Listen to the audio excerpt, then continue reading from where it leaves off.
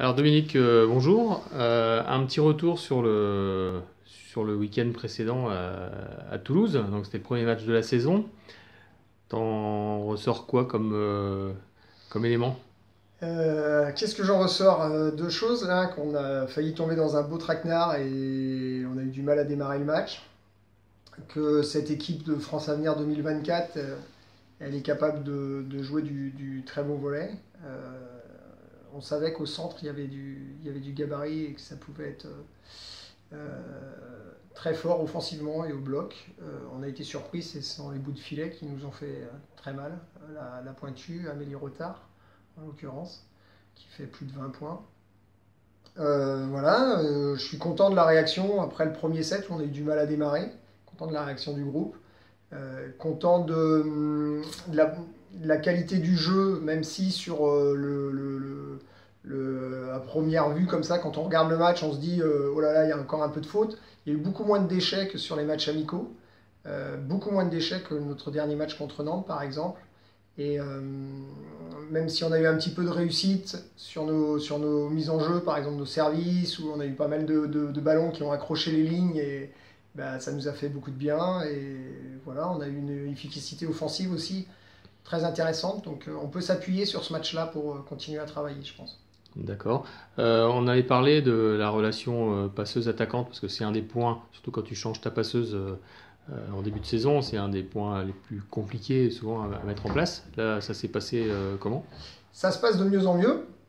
Alors même si moi j'avais préservé Grace Carter au début du match parce qu'elle avait une petite douleur au tendon, donc je voulais pas prendre de risques. La relation entre Nina et Pavla Douspivova Pavla Garnier, pardon, reste encore un petit peu à travailler. Avec Grace, c'est très très bon. Là, on a vu, Grace, elle a dû avoir 8 ballons, elle fait 6 points.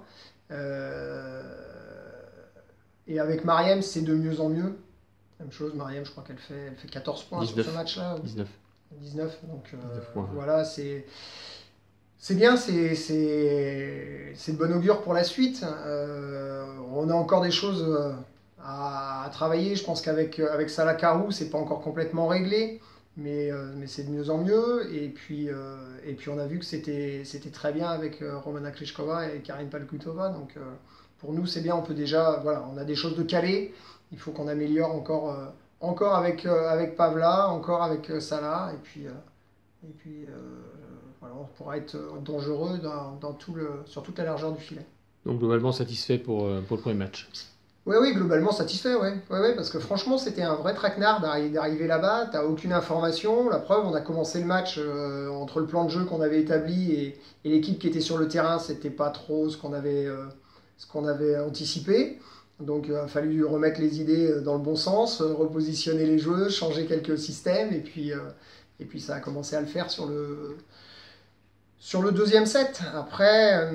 Après physiquement, on s'est rendu compte qu'elles étaient capables d'aller au duel, et ça, mais je m'y attendais pas. Je m'attendais à ce qu'elles baissent de pied. Ça a été le cas un peu dans le troisième set, mais elles sont bien revenues dans le quatrième, et ça m'a un peu surpris. Je pense que ça a surpris aussi les filles. Et ça en surprendra plus d'autres, plusieurs équipes Je pense, ouais. quand elles auront à les affronter. C'est clair. Le deuxième match, bah, il va venir très vite parce que c'est déjà samedi. Et là, Quimper reçoit Mulhouse, un des cadors du championnat depuis quelques années, qui est managé par Magali Magaille. Comment tu appréhendes ce deuxième match-là, à domicile? Ça va être un super match. Ça va être un super match parce que nous, on n'est pas favoris, on est un outsider, donc on va pouvoir tout lâcher, un petit peu comme les jeunes mardi soir, elles ont tout lâché contre nous. C'est une équipe qui je pense, est encore meilleure que l'année dernière. Mulhouse a 3 bouts de filet qui sont très puissantes, plus une quatrième sur le banc, Markovic, qui peut jouer à n'importe quel moment. Euh, Elle a une passeuse qui joue très très vite et qui est très précise, qui a été élue meilleure passeuse il y a 2 ans, Papa Fotiou, qui revient en France.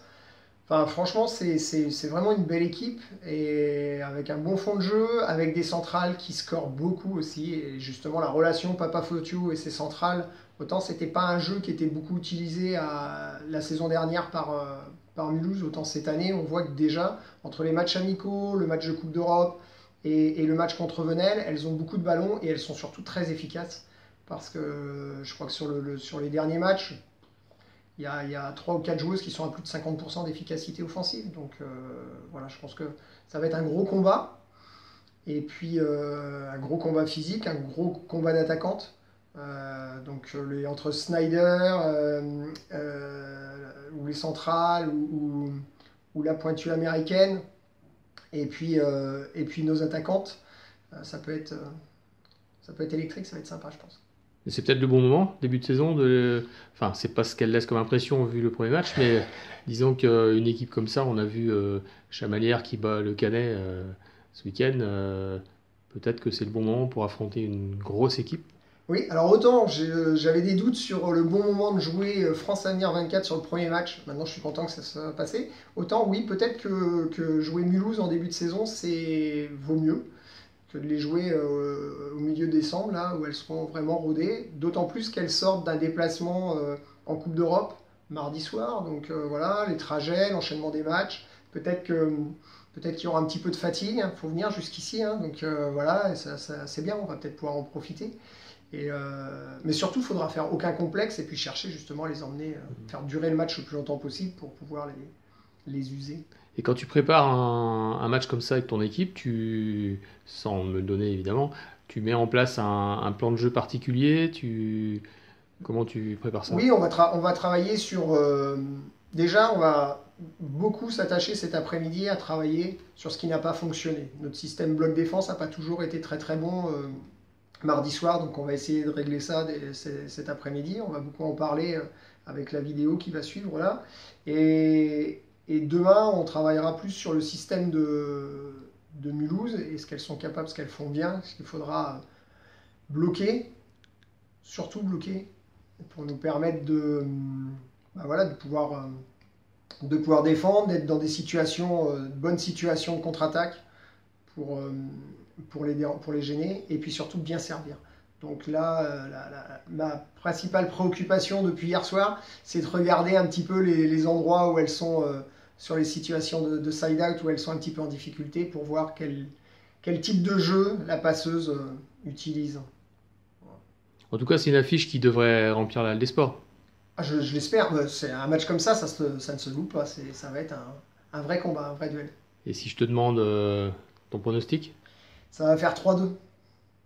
Pour? J'espère pour nous, mais ça va faire 3-2 et ouais, je pense qu'on va tout faire pour aller chercher des points. Okay. Bah écoute, on verra ça samedi. En tout cas, bonne semaine et bonne préparation. Merci.